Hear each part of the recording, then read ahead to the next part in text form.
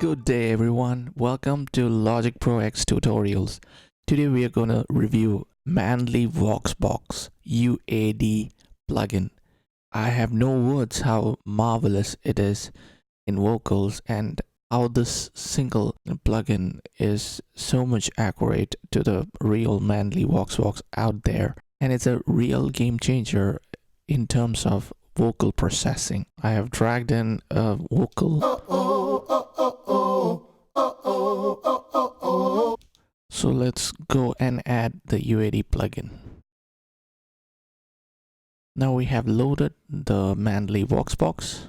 This part of the plugin is the input signal control, and this part is the compressor setting.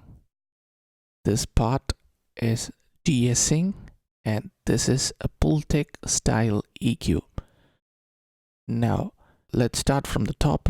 You can switch on, you can switch off the Manley VOXBOX. You have a low cut from 80 to 120. You have a mic and a line source selection. Line is for guitars and bass, and Manley VOXBOX is also famous for bass guitars. Right now I'll use mic since this is a vocal track, and you can inverse the polarity in case you have any phasing issue.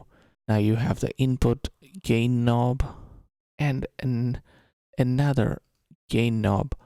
You have the amount of input that you feed to the Manley VOXBOX, and you have another gain knob.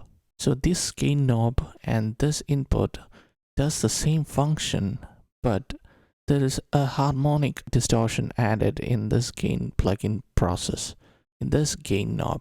So I would suggest to use input and gain, use it appropriately so that you can get a good sounding out of your vocal. Next we have the compressor on and off. Default compression ratio is 3:1.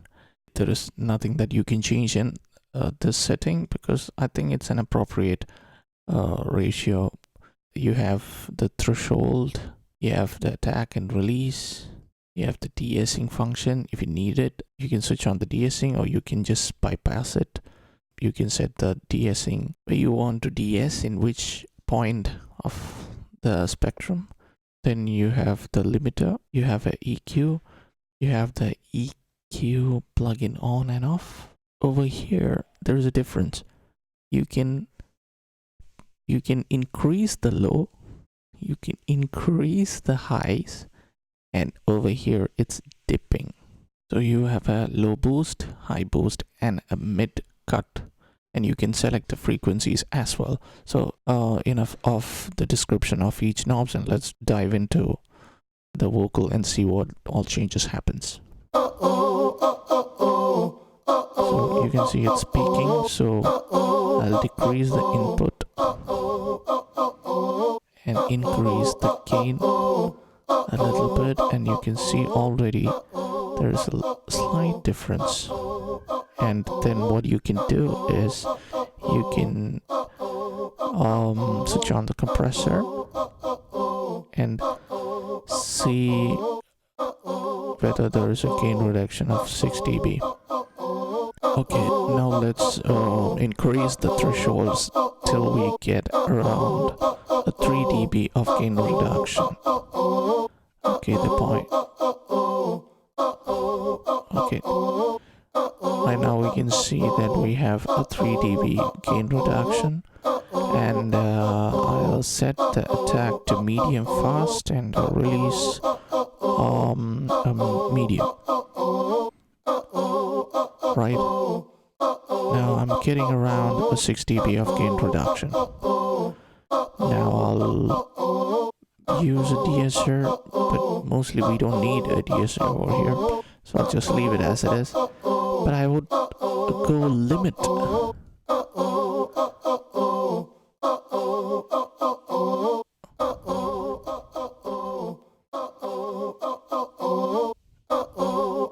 Some of the high frequencies. And let's take the EQ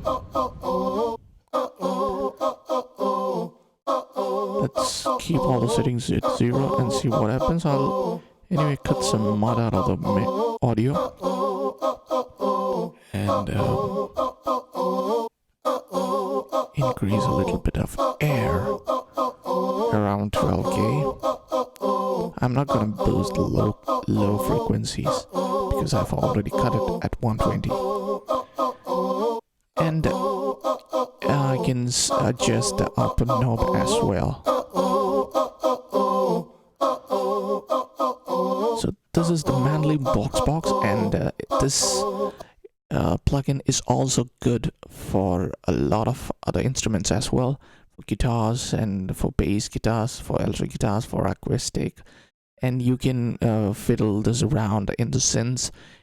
Don't just limit to the vocal track. So if you have any queries, you can leave comment down below. Tell me what you thought about the video and what do you think about the Manley VoxBox. Please subscribe to the channel if you haven't yet, and hit the bell icon. Please support this channel, and catch you later in the next video. Bye.